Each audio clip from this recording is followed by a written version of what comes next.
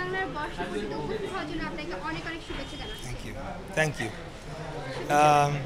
VOD বাংলার 1 বছর পূর্ণ হলো। তো আমরা গত 1 বছরে দেখেছি যে ভিওডি বাংলা কিভাবে এর পেছনে নেপথ্যে যারা রয়েছে তারা তাদের দীর্ঘদিনের বিএনপির এই আন্দোলন সংগ্রামের যে সময় সাংবাদিকতার অভিজ্ঞতাকে কাজে লাগিয়ে একটি প্রতিষ্ঠানকে শক্ত ভিত দাঁড় করিয়েছেন।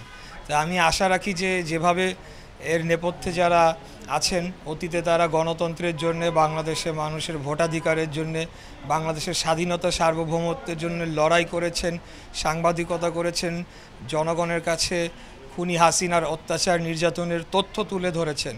আগামী দিনে সেই যে তাদের যে ত্যাগ এবং তাদের যে দীর্ঘ পরীক্ষা, সেটার উপরে তারা দাঁড়িয়ে আগামী দিনে ভিওডি বাংলা জনগণের স্বার্থে, জনগণের বাংলাদেশের স্বার্থে কাজ করে যাবে এবং তারা ন্যায় বিচার এবং সুবিচার প্রতিষ্ঠার জন্যে তারা জনগণকে উদ্বুদ্ধ করবে।